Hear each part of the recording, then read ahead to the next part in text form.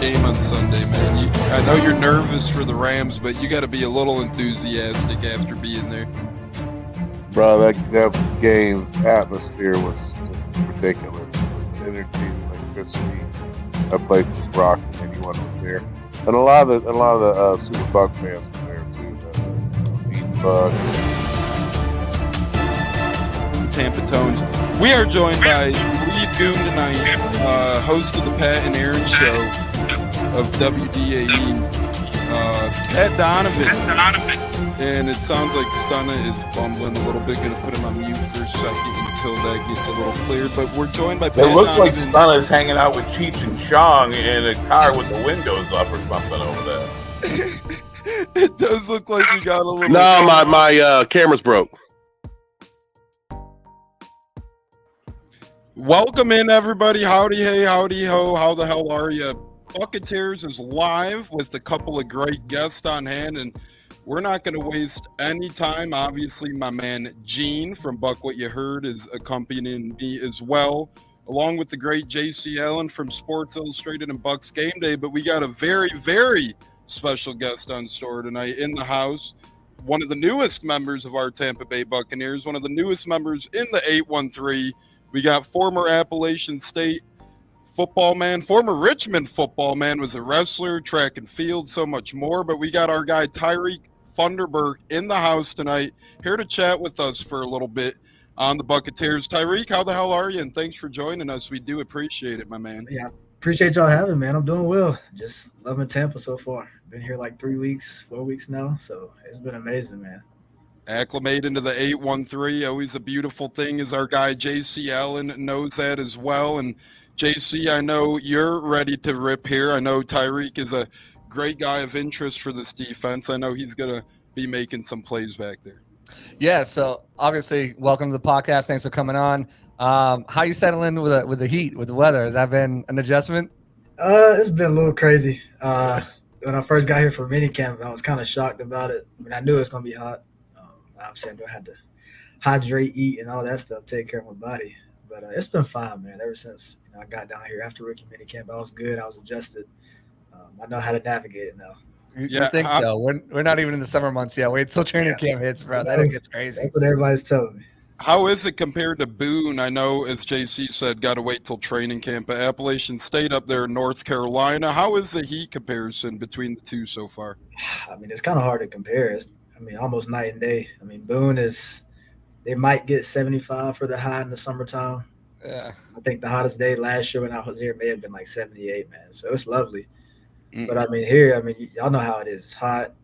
It's humid sometimes, and I know we're not in the summer months yet, so it hasn't been too crazy yet. But it's hot down here. But I gotta say, I'm used to. I gotta say, I love Appalachian State's.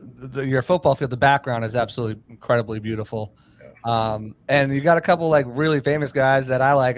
Eric Church, Luke Combs come from there. So those guys, I know they're always up there supporting the team. But speaking of supporting the team, just kind of how has it been since rookie minicamp? Since you've your first couple weeks here, headed into phase 3 OTAs, what's it been like? Yeah, it's been good. It's been a good adjustment. One thing about me is I adapt very easily. Just been under the wings of some of those vets, Zion McCullum, Jamel Dean, and obviously under my coaches. And some of the other guys in secondary, just learning their habits, trying to see what works for them, because they are great players, the Winfields, the Whiteheads. They're great players, man. So I'm trying to kind of see what they do, how they do it, and try to incorporate my own routine and everything. But other than that, man, it's been really good. It's been a great adjustment. Yeah, head coach Todd Bowles has done some great things defensively, especially with some UDFAs. We've seen Christian Izzian adapt very well last year, make a couple of splash plays early. I'm sure you will be right up there as well. How is it get into play for a guy, or get into practice under a guy like Coach Bowles to this point? He's a lovable guy. He's a fun guy, and I'm sure he has some other sides to him as well. Yeah, it's been good, man. He's a smart guy. Just trying to, get one-on-one with him and pick his brain about ball and how I can put myself in the best position possible, how to play with leverage, how to understand where my help is, that type of stuff. It's been very insightful, man. Him, Coach Ross, and then Coach Rashad, those are the kind of the three guys I go around just to try to get some knowledge, man, each day. But it's been good. Defense is amazing. So for you, coming into the NFL, How easy has it been learning the playbook? And I know it's pretty much vanilla right now, but learning and understanding the playbook and making it make sense for you. I've seen some of your highlights, and you have an eye for the ball. You have a good football IQ. I don't know. Is Terry Fun? Is that your YouTube account?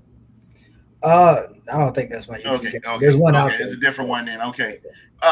But I've seen some of your clips, and it's just like watching you play, and you seem to have a nose for the ball, and you're a burner, your speed, and being able to tackle, and just how are you feeling like that's going to translate from college into the pros? Yeah, I mean, the biggest thing I've learned so far in my 3 weeks here is it's a neck up league. It's something that I've learned and I've been told prior to coming here, but being in this atmosphere, it's like, man, everybody's got the ability, the physical ability. They're fast, big, and strong. So it's just about, hey, can you know your playbook? Can you master it? And like I said a second ago, understanding, where your help's going to be, how to play certain technique, where your leverage is, like all those little things. It's huge, man, into your success. And so far, it's been pretty easy, adapting to the playbook. I mean, it's similar to some things I ran in college. But for the most part, it's been a good adjustment, man. Like I said, I got the coaches and the players kind of on me to learn it, and obviously I reach out for them, or to them rather, whenever I need some help. Speaking of that, I had Zion on the podcast last night, and I asked him specifically about you because there's some of the other guys that they brought in, undrafted guys, McDonald, Chris, and Marcus. They're kind of more of those tweeners, nickel back, safety type role, but you're more that outside cornerback. So I asked him, as far as what advice he gave you, and he kind of said, he's like me. He's got all the speed in the world. The thing is for him is getting the game slowed down to where he's not relying on that speed, whether using and just using it as an addition, another weapon to his arsenal. So just kind of talk about what Zion's been, because he's gone through it. He's been that young guy who kind of had to wait in the wings, and then now he's got his opportunity. What has it been like to have him? Because we know it's vanilla now, like Gene said, but where Todd's defense is coming once you guys get into it. It's complex and crazy. So what's it been like? What has he kind of given you for advice and kind of taking you under his wing? Yeah, that right there is one of the main things. It's funny you say that because we talked about it yesterday. He's like, look, the more you grasp his playbook and you understand what you have to do and how to slow the game down, he's like, we wear the catapults. He's like, each day you're going to see your miles per hour go down. And he's like, it's about putting yourself in the best position possible, not straining, overstraining your body to do things and using your speed to compensate for, how I kind of blew this coverage or I messed up here. But yeah, having him my corner man has been huge. He's kind of taught me how he groups his things together, playbook wise. And so I've kind of taken that on, over the last few weeks. And it's helped a ton, man. Like you say, it's a complex defense we run that I know we're not even halfway through it yet, but right. It's extremely complex. But everything he's told me so far, man, it's been very helpful. Yeah, and Tyrek, you were all conference recognition with both App State and Richmond. You got recognized at both of those for all conference. You had 11 interceptions and 55 career games, 35 starts. You seem to have a knack for the football. Now you find yourself here in the NFL. And what can you do to translate your college game to the pros, finding the knack for that ball? Are you going to keep your skill set in being a ball hunter, or what are your skill set looking like as you kind of wander your way here into training camp? Yeah, I think that's the main thing is ball production. We get turnovers and win ball games. As long as you're +1, +2 in that turnover margin, I think you're pretty good to win. But yeah, man, it's mainly film study. Like I mentioned before, it's a neck up league. Just trying to, pick up on things and tendencies that the opponents do. And I've learned so far as a copycat league, man, when I watch tape on other teams, everybody does the same thing. Right. But it's about, hey, can you recognize this before they get going? Because it's way faster, man. I tell some of my friends, I'm like, dude, they get up there in the huddle within 10, 15 seconds of ball snap. Right. And it's something that you have to process really fast, man. But, yeah, that's it. I think it's just film study and relying on some of those vets. So, how can I learn this, concept and recognizing these things like that? You have some great vets to learn from with Jamel Dean, Antoine Winfield, even Zion making his way into year 3 of the NFL. As we're joined by Bucs rookie cornerback Tyrek Funderburk. And I heard your story earlier. I was watching some of your previous interviews, and when you made your way to Richmond, I seen your face light up. You were like, yeah, 2 weeks before pro day, you got off for the to go to Richmond and whatnot. What was it like becoming a Buccaneer as a UDFA? I talked to UDFAs in years past, and a lot of them actually winded up being happy that they were a UDFA because they could choose their landing spot at that point in time, opposed to locking yourself in the 7th round. Was it a good feeling getting a call from the Bucs, and was that your only spot, or did you have other potential opportunities as well? Yeah, I mean, I had other opportunities, but this one was the biggest one. I remember sitting in my living room rather, with my dad in there. Mom was outside the door. Coach Bowles called me. He was like, "Tyrek, look, man, I need a corner. We'd love to have you, this and that." And it was awesome. Obviously, I've known players who've played under him before, and everyone said good things about him. And so it was kind of a no-brainer, man, to come here. Obviously, everybody's goal and dream is to get drafted, but also being a UDFA, man, it's a lot of pros to it, and I'm learning that pretty quickly. I get to pick the best spot that works for you, right? You look at what the Bucs had at cornerback after trading Carlton Davis. There's potentially an opening there. You're competing with some guys like a Keenan Isaac and obviously some of the other rookies that were brought in with you. But there's that opportunity for you to pick and choose your spot. Sometimes you get drafted to a team that's got like 7 cornerbacks already, and you're like, well, this is not going to be fun. But I think there are some benefits to that. I think it's actually more beneficial to be an undrafted free agent than to hear your name in the 7th round. Just my opinion, talking to some other guys too. But, you mentioned the guys that you have to learn from, but you've also got some guys that you get to go up against. Guys like Mike Evans, who made his return to OTAs today, but I know he was in there earlier on phase 2, phase 3. Chris Godwin, Trey Palmer, Rakim Jarrett, and also fellow rookie Jalen McMillan. What's it been like to go up against those guys, specifically the pros who have been there before? And kind of have you had some reps against Evans or Godwin? What's that been like? I haven't gone against Evans yet. Obviously, he just came today. But I've gone against Chris, man. And he's one of those guys that he's been around for a while. He's savvy at what he does, got great hands and stuff. Just really with him, you got to rely on technique, and that's with everybody you go against. But, yeah, it's been fun, man. I like to compete. That's the thing about me. I don't care who it is. I don't care if it's Mike was a Hall of Famer or a rookie, J-Mac. I want to compete. I want to go against them. I want the one-on-one matchup, and that's what it's all about. And we know there will be no shorter competition with Baker Mayfield out there as your quarterback. He's always fired up, ready to compete out there. As we are talking to Tyrek Funderburk for a couple more minutes here, the Bucs' tremendous UDFA rookie out of Appalachian State. And Tyrek, what are your expectations for camp, and what are your goals? If you could reach a couple of goals, or if you could set some goals, what would those be, and what are your expectations as you enter your first camp? Because I talked to some rookies before, they didn't really know what to expect heading in, but you're in good company with the Bucs. Yeah, I think the main thing I expect from myself is just consistency. Whether that's in technique, eyes, knowing the playbook, aligning the right spot. That's the main thing. Especially that's what they look for in coaching.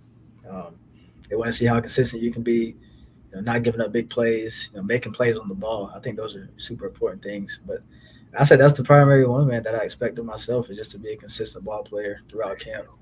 Show I can do it, under fatigue. And even when I'm tired, I'm good. If I'm fresh, I'm good regardless. Hey, real quick, I did want to ask you, this is a little off subject. I know you're a track and field guy. Are you looking forward to the Olympics, track and field? Yeah, it'll be good. Who's your favorite? Who are you really looking forward to seeing? I say right now, sprints wise, the Lyles, the brother, he's moving. And I was gonna say the same thing. Sha'Carri Richardson, I'm really looking forward. That's a good redemption story, based on what happened to her last time, and she's back here again and she's killing it. So I just wanted to kind of get your thoughts. I know track and field stays in the back of your head regardless of where you move on to, and that's good that you're within Team USA. That's funny. Kind of track and field leads me kind of to my next question, because making the roster is the goal, right? Even making the practice squad, that's the goal, to be on this team in some sort of fashion. Obviously the roster is where you want to go, but even sticking around. But before that even comes into play, you have an opportunity with joint practices coming up with the Jaguars and the Dolphins. And speaking of track and field and speed, Tyreek Hill is a guy that you're going to get put up against. Are you excited for that? Something like that matchup? I know you love to compete, but have you thought about that? Like, holy crap, I'm going to get to cover Tyreek Hill come August. Yeah, I mean, it's something I have thought about. I mean, besides the whole competing thing, it's cool, man. It's a really good experience to go against guys like him, Odell, the Jalen Waddles of the world. Like, those are good players. That's why they're getting paid the most right now. But yeah, I'm excited to go against them. It's going to be a fun week. The guys have already told me about how joint practices are. They get chippy, get rowdy. But it'll be fun, man. It'll be a learning experience. I'm just going to have fun with it. Especially with Baker at the helm. He talks trash. I'm sure he's talked trash to you in camp already. If not, a little bit. It's coming. My other thing I just want to ask you real quick. I know we got for a few more minutes, and I'm sure the guys want to get something else in. But who have you kind of like looked up to, modeled your game, watched film, maybe not kind of like, or like taken things to your game? Who are the guys that you've kind of watched growing up, and you said, all right, I like that. Take this, like this, take this, and kind of apply it to your game? Yeah, I mean, I'll go two older ones. Sante Samuel. Him, ball hawk, loves to hit. Yeah. Keep to lead, another ball hawk. Former Bucs. Yeah, as a recent. Jayhawk. No doubt. And then another one, man, I'd say Darius Slay. Guys who all made players on the football. They got good technique. I feel like my game is, pretty similar to theirs in different ways. But I try to pick a little bit from each of their game, whether it's technique, press man, off man, playing with their hips up and whatever it may be. Just trying to pick things that are in their game that are pretty good and just try to apply it to what I do. So is man your strength? I mean, would you rather go man or if you had your choice? If I have a choice, I love zone, but man is something that you're gonna have to do. I did zone more at Richmond last year, App State, a lot of man. So, I'm able to do both, but I love zone coverage, man. Having the eyes on the quarterback, being able to bait him, throw on certain balls.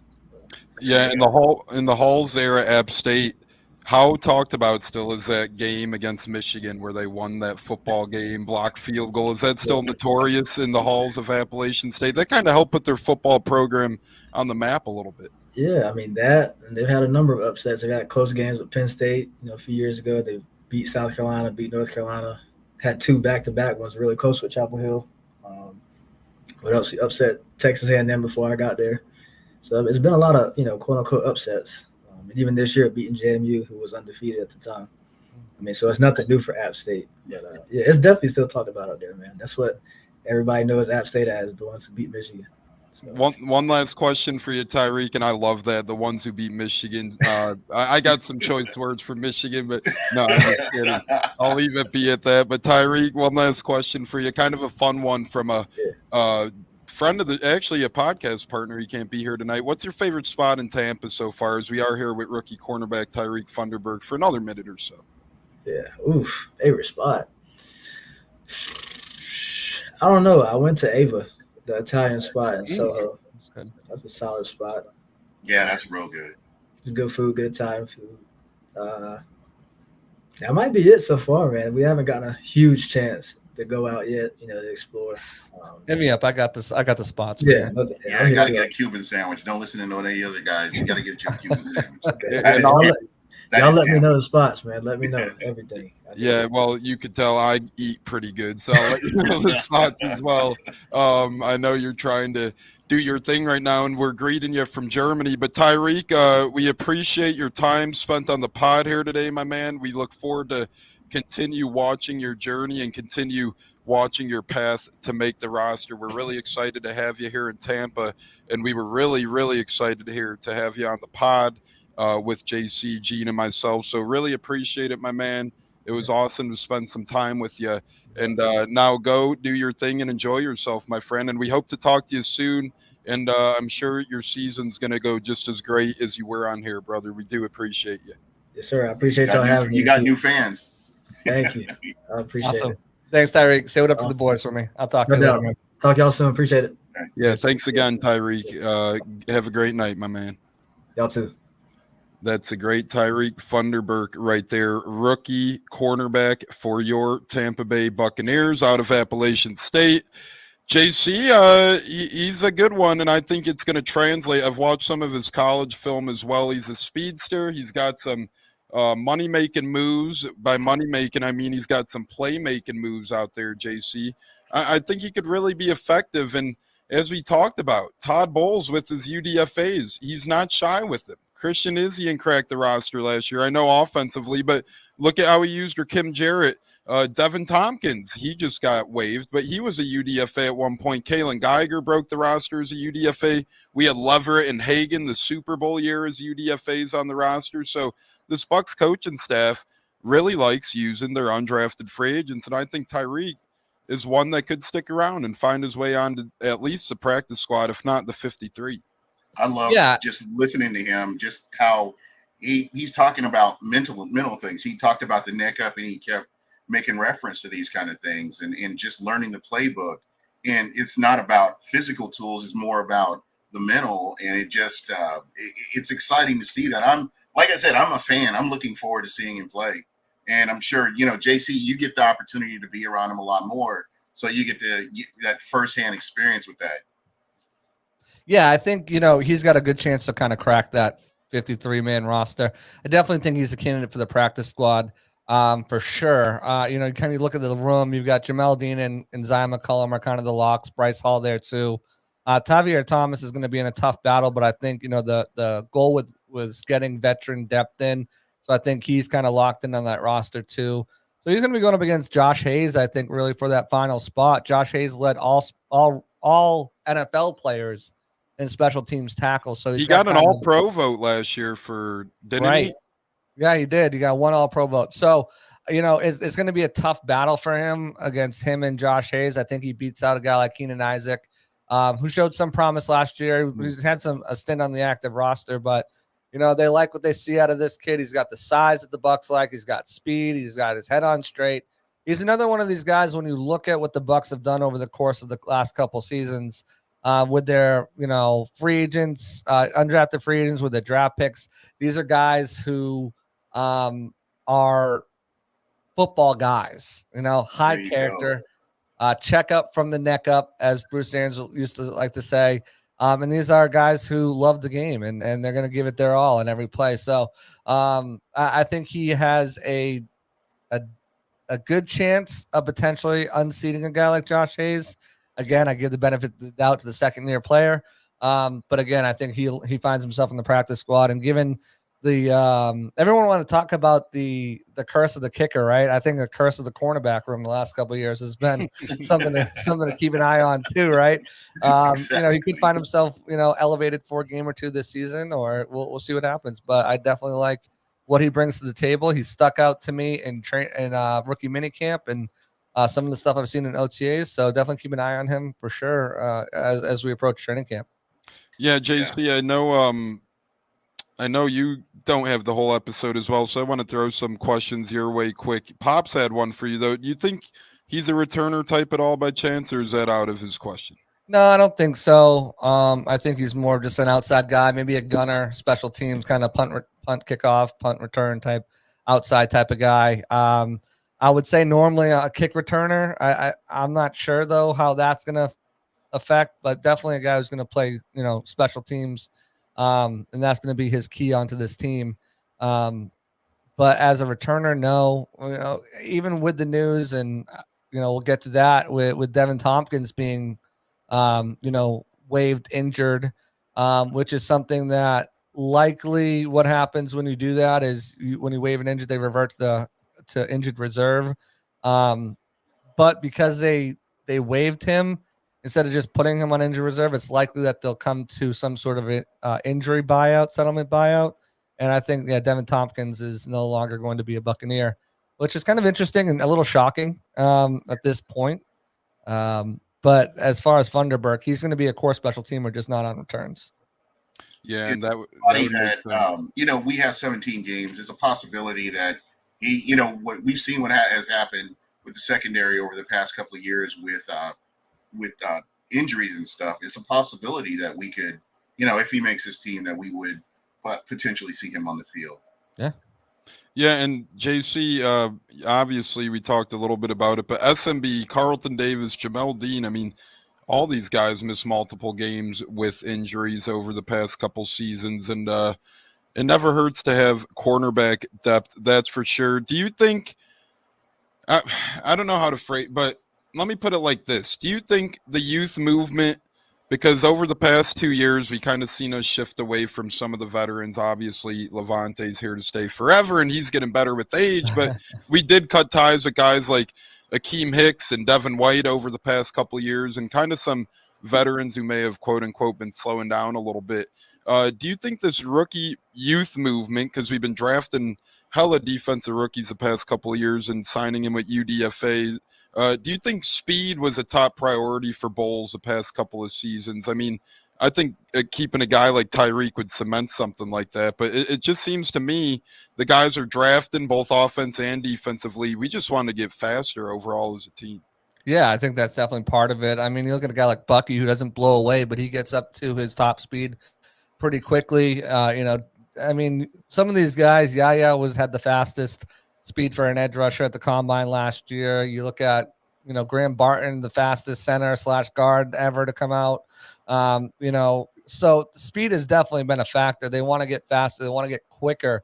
I'd say quicker is more important than actually straight line speed for them. They drafted Trey Palmer, who does have that straight line speed. They drafted Zion McCollum a couple of years ago, who had the best RAS ever, with his straight line speed and everything like that. So definitely faster, younger, quicker. And part of that was because during the Brady years, they were signing up veterans, like guys, again, look at Antonio Brown, Julio Jones, Richard Sherman, LaShawn McCoy. A lot of people forgot. Le'Veon Bell. I mean, those were Buccaneers. Yeah, a lot of people forget that. Le'Veon Bell, LaShawn McCoy were Buccaneers. LaShawn McCoy got a ring with the Buccaneers. And they were kind of bringing these older guys in to supplement the roster. And they had one of the oldest rosters in the league. And, they're paying the credit card bill down, and they had to, kind of get themselves right with the cap. And they still got about a year or two to go till they're really, really in the clear. But part of that youth movement was, all right, we know we got to re-sign Mike. We know we got to re-sign Levante, potentially Chris. We got to bring back Tristan, Antoine. Baker worked out, so they had to re-sign him. So getting these guys and credit to the scouts, and Jason will say firsthand, that's the scouts. It's not me. They found these guys who can come in on these rookie salaries, whether they're undrafted or drafted slotted salaries, and make an impact on this team. And I think when you look at it, we can kind of go back and name the guys, Robert Hainsey, Joe Tryon-Shrinka is going to start off as a starter this year. You look at Luke Gedeke, K-Dot, and Cody Malk, Rashad White, Zion McCollum, Trey Palmer, who probably starts off as year 3. Payne Durham is tight end too. Right. So you're getting about 15 to 16 guys, throughout these drafts as starters or core contributors to your team. And I think, they're all young, they're all fast, they're all, love football, and it's a passion of theirs, and they apply themselves, and there's no drama and attitude, and they don't cost a lot. So, I think you look at the trend that way, and credit to Jason and his staff. They've been finding these guys. And the football IQ is a lot higher. These guys aren't just physical. They're like KJ Britt is a really good example of somebody Good guy. Yeah. Check up from the neck up, as you mentioned. These guys, and even, listening to Tyrek, they want to learn the game. They want to understand the game, and it helps them to slow down the speed of the game when you understand what your assignment is. And that's a big part of it. That's why when KJ Britt was able to come in and play the way he did last year, I mean, we saw Devin White, they benched Devin White, and he came in and he looked great. I mean, he did his job. He understood, what his assignment was, and he did just that. And we're seeing that from a lot of these players that JCA is mentioning. And, again, they've done a great job. The front office and the staff has done a great job. Yeah, I think, I had KJ Britt on my podcast last week, and he pretty much said, he's not the fastest guy. He's not the fastest guy, but the guys he watches, the Ray Lewises and the Singletaries, and these guys who are, just are instinctive. They know the playbook inside and out. They again, checkup from the neck up. They've got it all going on upstairs that when they see something, they've watched the film. That's all he does is watch film. He is a film junkie. I try to ask him, well, what do you do for fun? He's like, well, in season I go rabbit hunting but I like to watch a lot of film. It's like, okay. And that puts him in a position where he's able to, he's not going to go sideline to sideline. He's not Devin White, but the thing that works in him is he sees something, he recognizes it. So he's already creeping over one way or the other way because he's recognizing what he saw in film, and that's how he's been able to make plays. Now, there's been talk, will he be the starter? Will he be a 3-down linebacker? And kind of Bowles addressed that and said, hey, look, we've got a lot of 3rd-down packages, as long as he can give us quality 1st and 2nd down, which he's more of that traditional Mike 1st, 2nd down thumper guy who's going to be a force in the run game.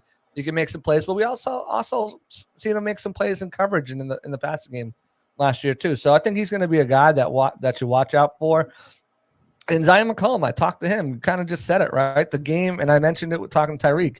He's at a point where he understands the defense and understands what teams are trying to do to him, so that everything has slowed down for him to the point where he's only using his speed to break on balls. He's only using his speed in recovery. He's not relying on his speed and saying, okay, I got my speed, I'm good. That's the last thing that's coming to his mind. He's thinking more, he's reacting more, he's reading more, and he's able to make more plays. I think when you look at last season, the discourse was on Luke Gedeke. Oh, the Bucs need a right tackle. The Bucs need a right tackle. Oh my goodness. Luke Gedeke, oh, the Bucs need a right tackle. Well, I think the discourse this season is, man, the depth at corner, Zion McCollum, how's he going to do at corner? Oh, inside linebacker. We didn't draft him to replace Devin White. How's KJ Britt? He's not fast. He's with this. These are the 2 guys that I'm pegging right now who are going to be the most surprising players on the defensive side of the ball, who we're going to come back and be like, what the hell were we worried about? And I really think that's going to be the case with both of those guys. Do you agree? It seems like this happens every offseason. There's always, the offensive line, we got to worry about the offensive line. We got to worry about the secondary, instead of kind of sitting back and let these guys cook, let them do what they do, and let's see what product they put on the field. And I asked this question last week, and I have to ask you this, JC. How do you feel? Does this team feel different, or this season feel different? You've got your quarterback, you got your wide receiver, you've re-signed the majority of your players. You're not having to worry about, do we have the cap space to sign our rookies? Everything's been kind of taking care of itself along the way, and here we are going into camp. Everybody's healthy, and knock on wood, and everybody's healthy, and here we are. So does this season feel different than other seasons, or like that fear of the unknown? Absolutely. I think the fear of the unknown is just Bucs fans overreacting right now. I think when you look at the new system, we'll start with OC. You guys know I love Dave. Dave is my guy. I love Dave. Like, he's my dude. We've done stuff outside of football together. He's my guy. But he was a first-time play caller, and there was very limited what he was going on. Last year, the offensive line wasn't great, and that kind of limited what he wants to do. I think this year the offensive line is going to be much better. Graham Barton, they wanted to play center, but if he can't, Robert Haynes is going to be in a much better position too. He's bigger, and I think Liam, the way he's got this offense set up, is he's not going to put Hainsey in as many positions where he's going to be where it's going to be all on him, and he's going to have to take on the world, right? He had let up 6 sacks last season. I think he finished out in like the 20s as a center, so he wasn't great. It wasn't really good. But I think part of that too is because obviously you had Cody Moak, who was a rookie. There's a lot of change on the left side too, and those guys were smaller. Filer was bigger, but Filer couldn't really play for. He was obviously doesn't have a team now. Stinney got snapped up real quick, but I think when the way you look at this team, the way they built this offensive line, Sue Opita can play, Ben Bredeson can play. Opita getting love right now. What? Opita's getting the love right now. Right. And Graham Barton, again, if he wins at center, great. If not, they'll move him to guard and he'll be fine there at guard, and he'll have Hainsey. I still think that probably gives him the best starting five. Need to see more of Opita when the pads come on and everything like that. But, I think they're going to be set there. They have depth. They've got guys who can play center, who can play guard. They've got plenty of depth there. I think they're in a much better position in the offensive line this year. And then Baker has the ability to do a bunch of different things too. He's got so many different cans, and he can check out of one running play into another running play. And if that's not there, he's going to have so much more freedom at the line of scrimmage. And there's going to be so much more motion. There's going to be orbit motion. There's going to be motion at the snap, motion prior to the snap. Just kind of trying to confuse players and what they're doing on the defensive side and open things up for the offense. So I think, this year, I think they're in a really good spot. Now they have a difficult schedule. That's going to play into it. But I think on the defense, they've made some upgrades. On the offense, they made upgrades. The one thing I think that can really hinder this team is health. If Mike goes down, you're screwed. Chris, you might be able to get away with Trey and Jalen taking over some of that role. But if Mike goes down, you're screwed. If Cade goes down, you're screwed. If Tristan or Luke go down for an extended period of time, you're screwed. I think you're good. Even at quarterback, I think you're fine with Wolford and Trask. I think they can win you a few games. You lose Baker for 6. I think you can go 3-3. But if you lose any of those 3 guys on offense, I think you're paddling without an oar. You're in a situation. Right. Emily Compa had asked, do you really think that Devin White will be missed? And I personally don't think so. I think jerseys are on sale for $22. Yeah, the only person less than that is the quarterback. I can't remember. Carson Wentz from Indy. Wentz. That was like 4 teams ago. They're on sale for 21. They're just trying to get rid of that inventory. No, they're no. And he showed up. He showed up to Eagles camp overweight too. Yeah, just having a laugh at that a couple guys the other day. And ironically, he's going to have more pressure on him there than he did here. And because Philly fans ain't nothing to play with. And they're expecting a Super Bowl vibe from him over there. Well, you know what? They've got Trotter waiting in the wings too. If he doesn't play well, they'll scream for Trotter to come in. That's a legacy pick. Yep. They got a lot of young linebackers hungry over there in Philly. So if Devin White ain't got it in him, well. My pops texted in, I'm selling my Devin White jersey for 12 if any takers. So there we go. Pops has one on the market. Speaking of on the market, our guy JC Allen isn't on the market. He's a man of many obligations. He's got the Pirate Parlay podcast at Sick Media. He works for Sports Illustrated, SI Bucs Game Day, and he has their own podcast at Bucs Game Day. He's a man of many tales, many myths, and many legends. And I know you're busy, JC, so we're not going to hold you much longer. I just want to know, we're fans of wrestling here, so you can almost smell football season with The Rock. But I want to ask you, what's cooking, as I'm smelling it, but what's cooking in JC Allen's kitchen on your way out? And feel free to bring up anything from podding or whatever you want to do, my man. Yeah, so podcasts are coming out, working on a deal to hopefully grab one of these guys on a weekly basis. Which will be a lot of fun. One of these young rookie guys, can't divulge any information. Working on it behind the scenes. Hopefully that comes. You've had some great guests this offseason. Let me say that. You've helped keep Bucs Twitter alive, or Bucs social media alive, I should say. I mean, I wish I'd get more followers, more subscribers. Go subscribe to Pirate Parlay Sick Podcast. I'm the only podcast that's bringing you players in season, off season, regularly. I don't know what you guys are doing out there. Hey, and I'll start. I spread your JC Allen account. I'll start sharing the love with that account more. Yeah, I mean, what are we doing? I mean, I don't even care about the Twitter followers, but subscribers on YouTube. Let's go, prick it up, guys. I mean, geez, I can only bring you. I don't go to my burner big time by these guys. You got under 600 subscribers on YouTube. I ain't coming on. But no, so that's always popping and rocking. We took a week off this week after having KJ Britt last week. I'm getting somebody else on for this week, so we'll keep doing that. Plus, I'll have, once we pick up training camp, we'll have weekly reports and all that stuff. So we'll be doing that. Bucs Game Day, we are rolling. We've gone through so much crap behind the scenes, from switching from the arena group to Athlon to now with Minute Media. So we're trying to get everything back up and running to where we were. We've been trying to just stay afloat there. But things are great. We've got a great team over there pumping out daily content. Like if Bucs Game Day isn't on your rotation right now, I don't know what you guys are doing, because we've got some of the best content, some of the best writers, whatever it is. Like my Twitter page, X page, you guys can find everything there. We are covering everything on all cylinders. So definitely check that out. Other than that, again, follow me on Twitter, X, whatever. Thanks, bud. Yeah, you were in there yesterday. That was a lot of fun. So more guests coming on here, the Cannons, which is our podcast over there. More guests coming on Sick Podcast. You guys know I'll pop in here when I can, so you guys can usually find me here. I'd say at least once or twice a month I'm popping in on Buccaneers, making the show all about me. But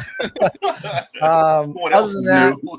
on a serious note, my niece is she's undergoing a bone marrow transplant in the next couple of days. So I've got to GoFundMe up. These are always hard to start for anyone, swallow your pride and ask for help.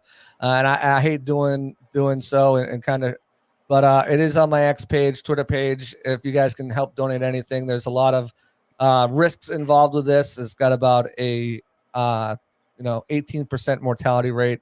She's only 12. She's had to go in and out of the hospital her entire life for infusions and immunocompromised. So hopefully this will get her living a normal life. She's still tried her best. She's a multiple-time cheer competition winner down in Disney and all over the country. So she's been trying to do her best, but it really takes a toll on her to do something that she loves. And these insurance companies, they don't cover everything. I think kids should be fully covered, especially in life or death situations, but we don't live in a country like that.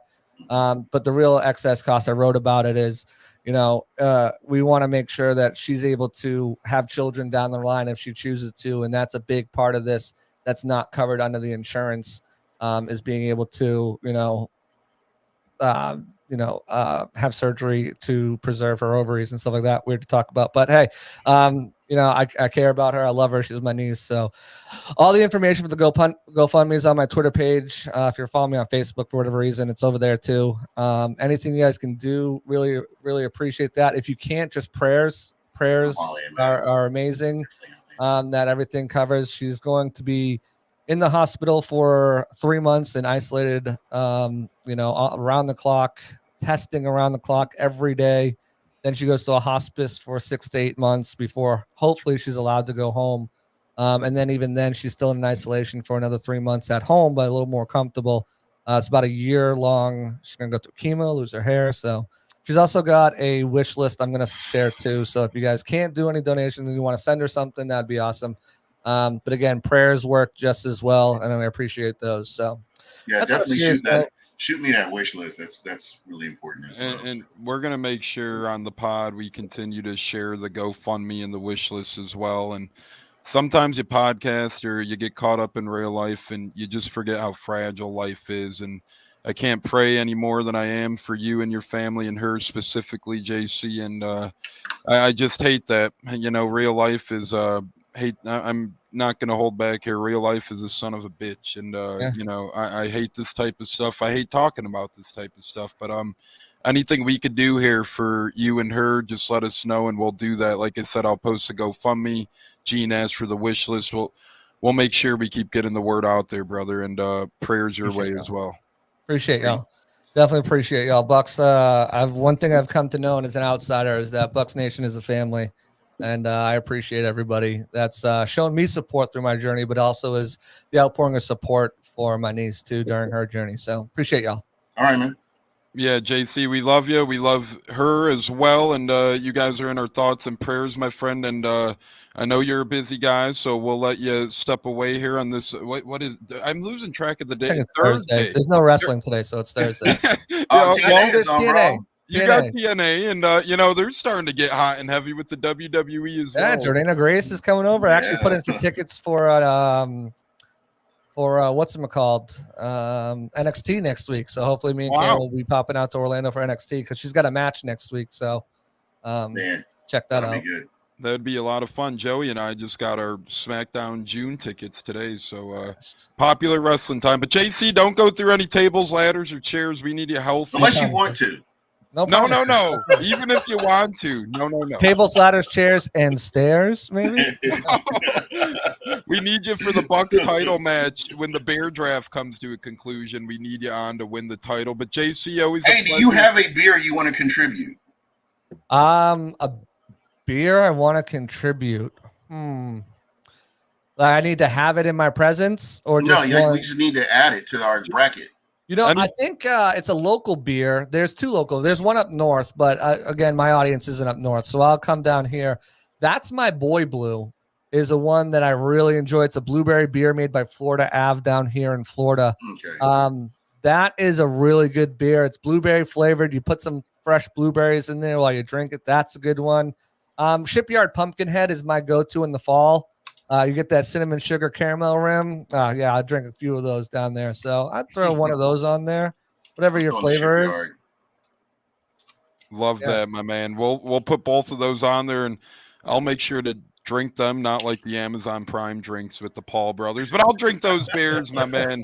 JC, you have a great Thursday, you were incredible tonight as always, my friend. Yeah. Thanks again for all of this. We really do appreciate Absolutely. I'll try to get a couple other guys. I'm going to work on Judge Culpepper, getting him on here too. So yeah, that'll be dope. A nice legacy, but no promises, guys. They're players, so what happens. We were lucky to get Tyrek in here. He's like, yeah, I'll come on, and then last minute dinner, we only got him for 20 minutes, or he would have been on here for like 30, 40 minutes. But we'll do what we can. I'll do what I can to help you guys out. Because you're fam, like I said, so I got you. Time's precious, Anthony Gator's always on, but sometimes got to leave early. We know the feeling, my man, but still, whether it's 5 minutes, 20 minutes, an hour, it's always a bunch of fun. Speaking of an hour, before I got to put him on the payroll, JC, I'll text you about that, but we'll let him out of here now. We're about to hit the AEW main event time limit on this match. I got 2 words for you. Subscribe.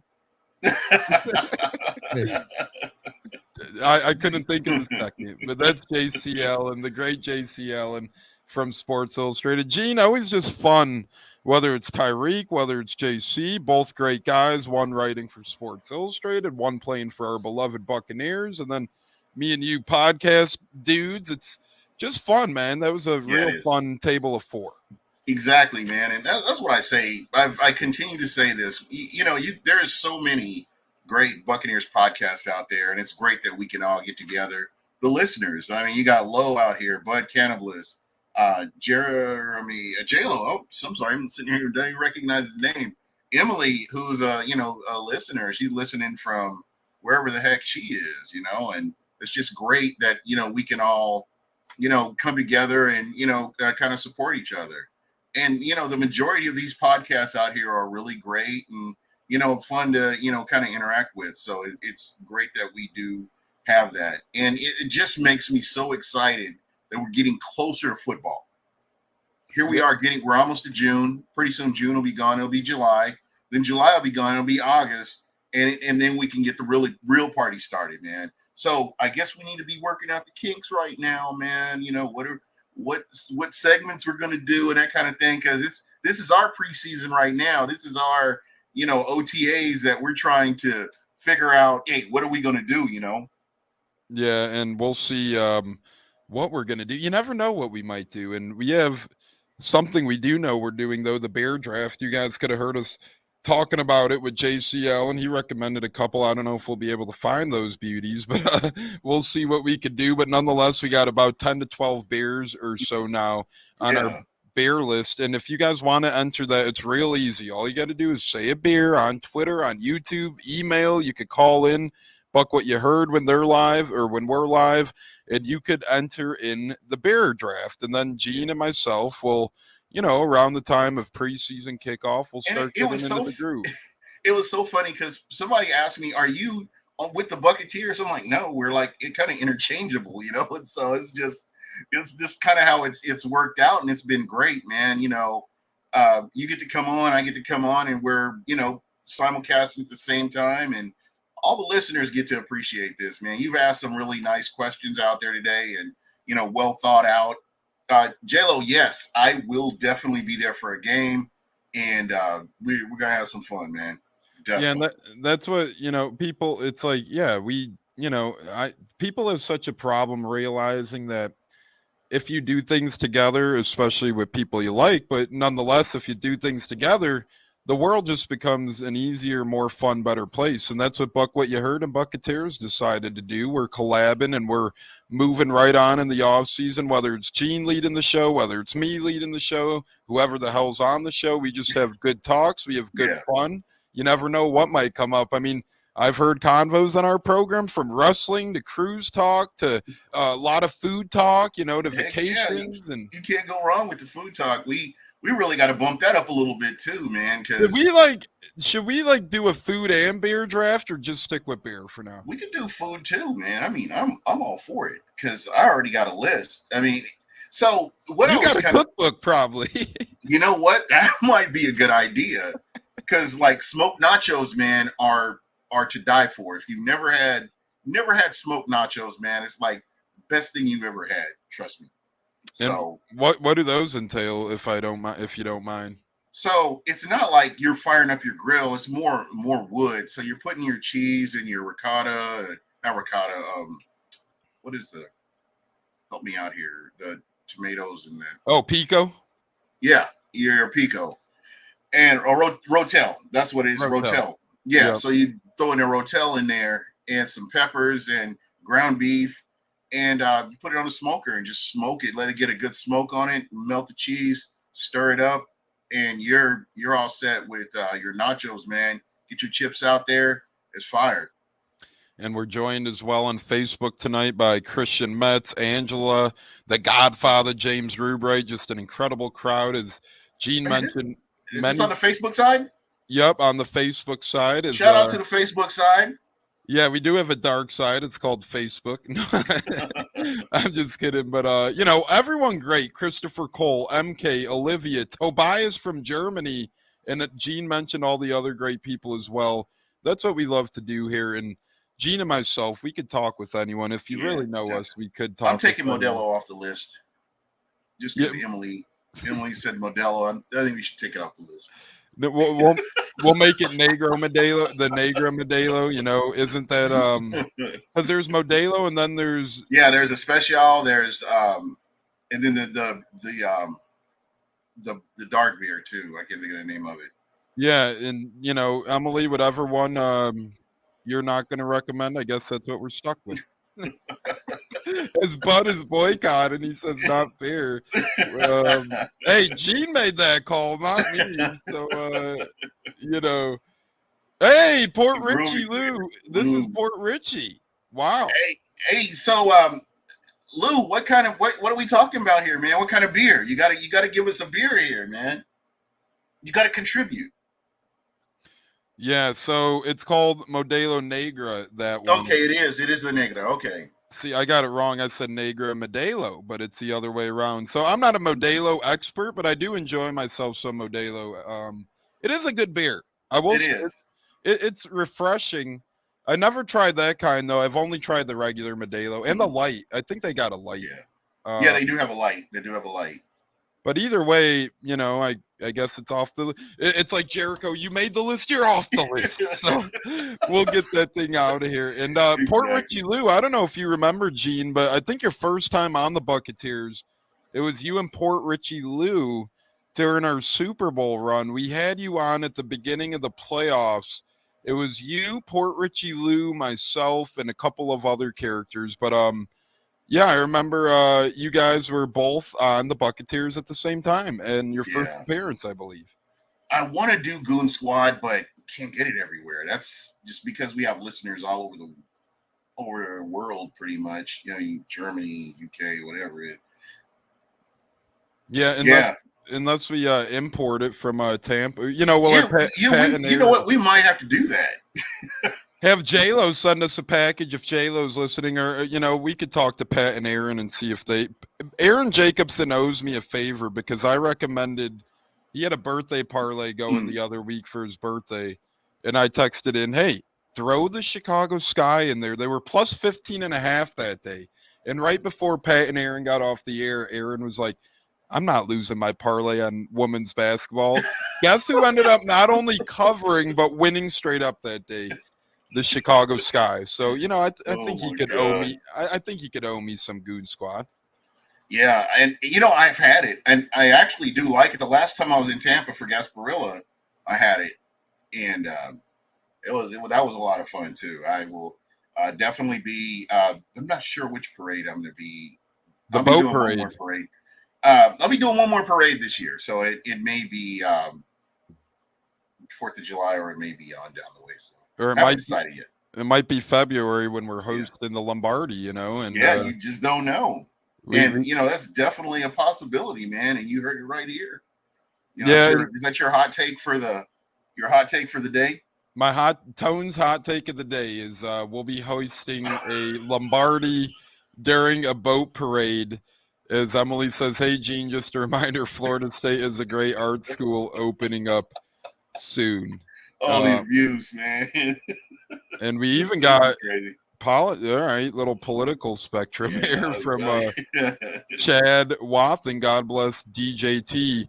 Anyways, Mr. Gene, anything you want to cook or anything you want to get to? As Man, you know what? Emily keeps calling you out. I know she's and that's why she's one of my favorite listeners, because she just doesn't care, and she just says it how it is. No, I'm going to do some wings this weekend. I'm wanting to try. There's a couple of. I got this cherry glaze that I want to try. Cherry habanero glaze. And I want to try it on these wings and see how it tastes. So cherry glaze, huh? Cherry habanero. You're Stuff making is my good. stomach bubble, my man. I don't know how I'm still on the pod and not just in the back right now, just grabbing some stuff. That's.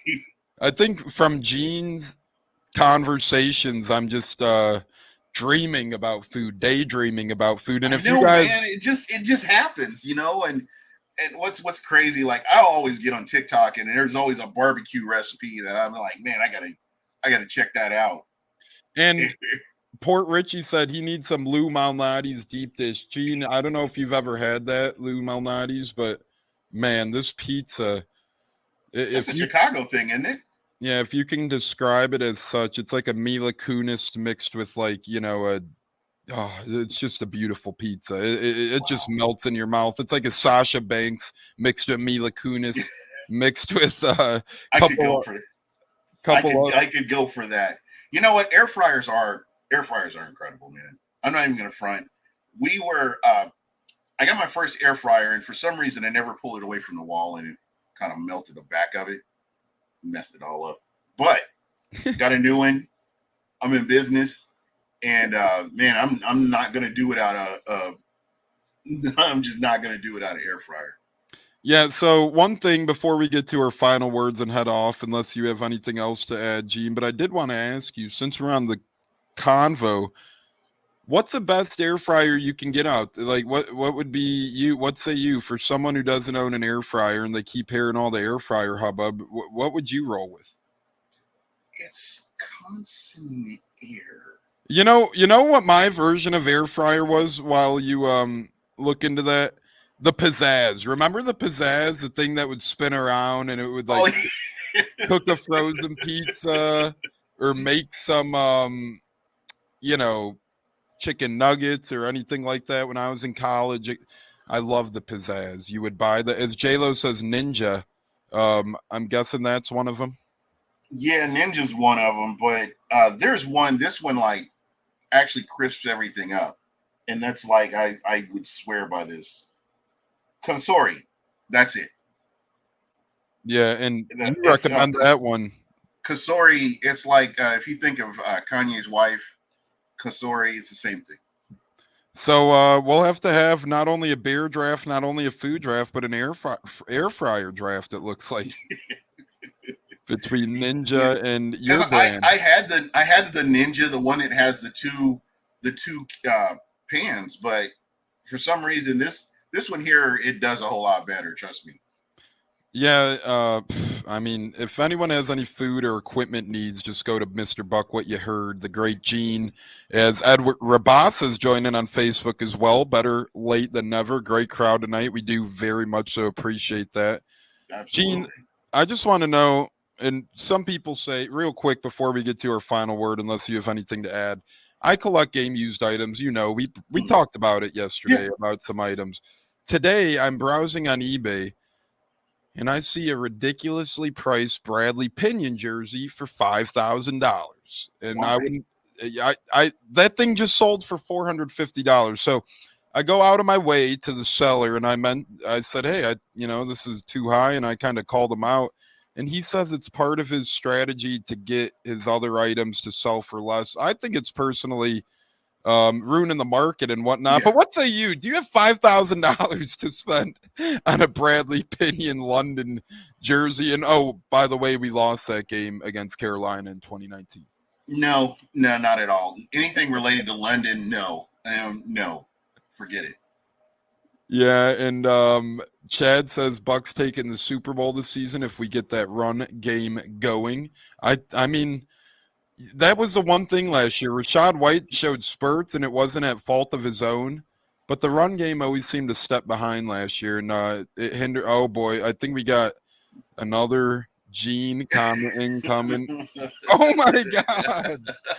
Come on! Oh my Lord! I didn't know we were turning it to rated R. We're at war right now, so. Yeah, what does the old saying goes? When at war, anything goes, right? Anything goes. I just hope, man. I hope. So let's get back. Let's get back to what you were saying. I'm sorry. Forgive her. No, she was good, but I got distracted. But the run game, dude. You know what? I honestly wonder, and I'm going to ask your opinion on this. Do you think it was situational where there were times where they shouldn't have run that they did?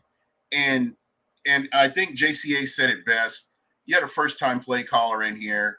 I really don't think he fully grasped the NFL for what it is, coming from where he was to where he is right now. And just there were some opportunities. I really believe, and it still frustrates me, that our running back didn't get over 1,000 yards. He should have gone well over 1,000 yards. And again, I think I expect him to Rachaad White to go over 1,000 yards this season.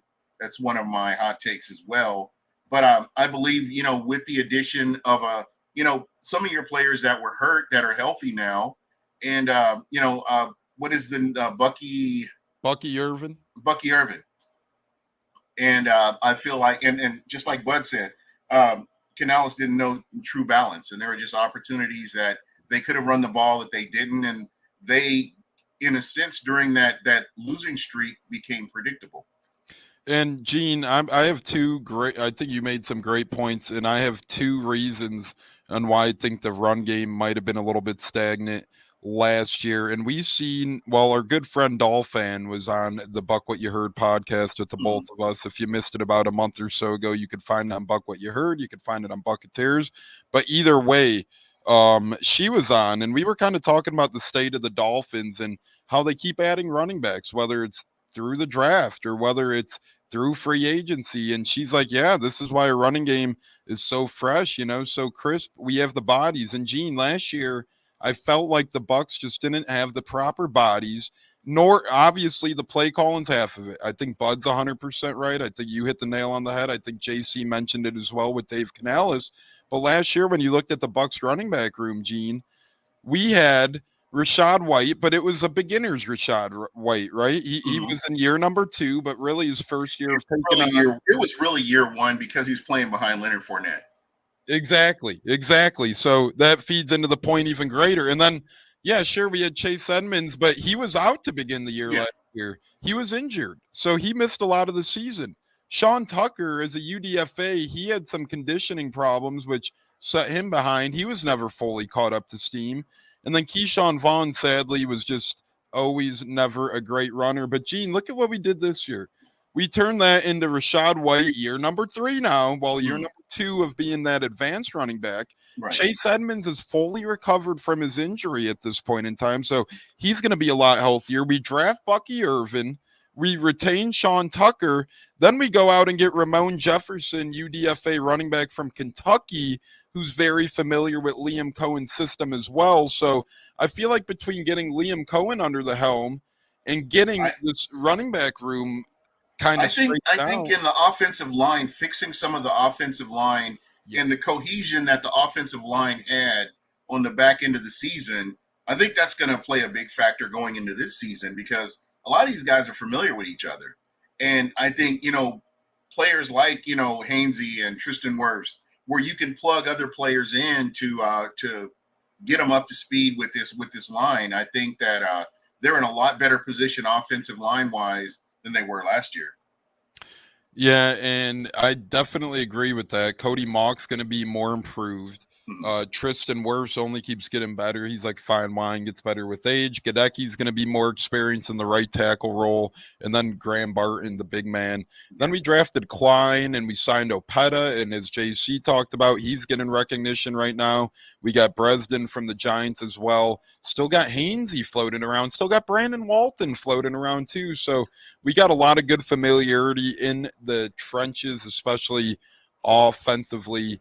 On the offensive side of things, J-Lo says Otten got to beef up and better his blocking. I feel like year 3, tight ends kind of take a while to progress in the NFL. I feel like that's one position that takes the longest to try and get your feet wet because you got to worry about receiving and blocking.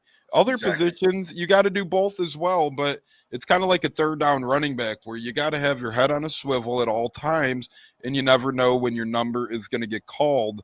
Cade Otten, I think in year 3, I think he's going to show tremendous growth in not only I'm glad you said year 3 because and you can talk to any general manager in the NFL. We live in a microwave world where everybody wants it yesterday, and I found that players when they get drafted, you really don't get a full idea of what you have until year 4, year 3, year 4. Anything that happens before that is an added bonus. But you really have to give that player up to year 3, year 4, and then you know what you have. And then you decide if that's going to work for you.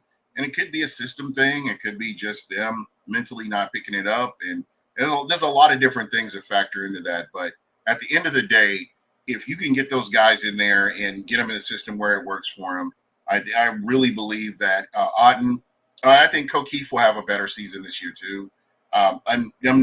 My expectations aren't super high, but I do expect improvement from him as well if he makes the team.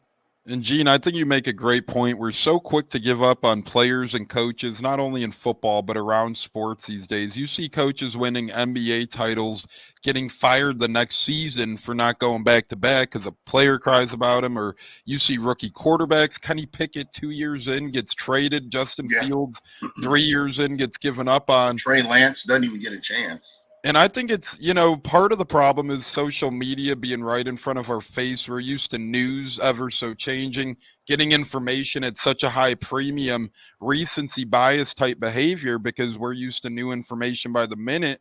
I think, the old days we were more patient because, we read the old newspaper clippings and they'd come out weekly. And you didn't have access to coaches and players like you did back then. It was like there was this line, this veil that you couldn't look behind. And so you kind of had to take what a reporter had to say at face value. And you really weren't sure, what was going on. You just you could talk about it among friends, but now people understand, hey, this is what the playbook is. This is what they're running. This is getting ready to happen. And you hear all these rumors and, things that aren't supposed to get out to the news are slowly but surely getting out. Like you talked about social media. So, Kyler Murray playing Call of Duty. Who the hell cares? I know it's funny or whatever, but it's like, who cares? Yeah, exactly. That's what I'm talking about. Just those kinds of things. I think that it's good to see what I'm really interested to see what he does this year. Just because of all the things that have been said about him. How does he bounce back from that? But you have to be a little bit more mentally tough or just stay off social media as a sports personality in this day and age. I think that the couple in Arizona got screwed the hardest. Steve Wilkes when he was a head coach and Josh Rosen when he was a rookie QB. They got like a full season together. Then both got, oh boy. Yeah, Emily is being funny right now. We love you, Emily. You're always a great join to the pod. Speaking of great join, Gene, we're going to keep joining this off season. And anything else you kind of want to chat about or discuss before we get to our final words? Yeah, I want to thank everybody that took the time to listen in. Everybody on Facebook, everybody on Twitter, everybody, just on YouTube. Thank you so much for taking us out. Greatly appreciated. I enjoy this. I think this is what makes it fun. When you have people in the chat, J-Lo, you've got my man Lou, Chad, just on down the list, Emily, and just everybody that's, Bud Cannibalist and everybody else that gets to come in and check us out. And I really appreciate that. We're going to call him Lou Malnati's Lou now. And Chad, Yeah. I'm going to, Todd, I could give you something. He could manage time better. But Yeah. I was proud of him as a coach last year. I'm not going to lie. He did a hell of a job with his hands tied. Brady's retirement didn't help the roster, but that's a whole new episode. Yeah. We can open a can of worms on. My final word is thank you so much to one of my new favorite Bucs, Tyrek Funderburk, for joining the show. Absolutely. Making the program great. Thank you guys for listening to Tyrek Funderburk on the pod. Thank you guys to listening to the great JC Allen from Sports Illustrated on the pod. And most importantly, thank you guys for listening to Gene and myself multiple times a week. We really couldn't do it without the questions, the comments, the tweets from you guys, all of the fun stuff. And we're only getting started here on Buck What You Heard and Buccaneers. We're at the tip of the iceberg. The best is yet to come. We're going to do some incredible things the rest of the offseason and when the regular season is upon us. We're going to do so much good things. You guys will be like, can you guys please stop doing all these good things? But Gene, I'm very excited, my friend. Only the tip of the iceberg. And honestly, every time you and I get behind a mic together, it just makes me happy because you're so joyful and knowledgeable. I just love it, brother. All right. Legend, what's going on? Thank you so much. Yeah, legend. That's a legendary picture. Speaking of legend, a lot of wrestling legends to get to on Impact tonight or TNA or Global Force It is Wrestling. almost time, isn't it? Yeah, whatever you still call it, because we know people have traditions. TNA, Impact, Global Force. Go enjoy that as a wrestling fan. If not, catch the replay of the last show we had. It was Gene and J-Lo together on the Buccaneers along with Stunna. That took place Monday night. That's on Apple, Spotify, YouTube now as well. So go, yeah, Stunna being Stunna. We love that, man. So, Gene, it was great. With Funderburk, the rookie cornerback, just awesome dude. Tyrek is going to be a baller. JC Allen, it was incredible. And for J-Lo and the rest of the Buccaneers unable to make it, it was Gene from Buck What You Heard and the great Tampa Tones here, taking you guys on a thirsty Thursday into the night with the assists of the great JC Allen and Tyrek Funderburk. That's a new bloodline, I think, us four. But there we go. We'll see. But Gene, you have a great night, brother, and I'll talk to you tonight, my friend, one way or another. All right, bro. Yeah, it was awesome. Thanks again. The great Gene, and fire the damn cannons, Tampa Tones, and Gene Decker off. Just kidding. The great Buck What You Heard, the Gene Machine. We're out of the building. Until next time on the Buccaneers and Buck What You Heard. Thank you guys for watching. Peace.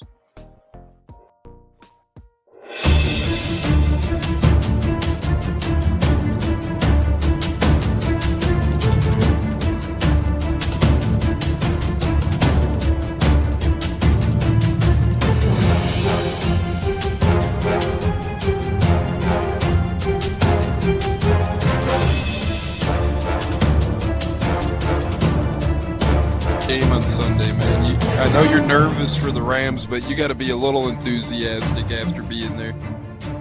Bro, that game atmosphere was ridiculous. The energy, the electricity. That place was rocking. Anyone was there, and a lot of the Super Buck fans were there too. Tampa Tones.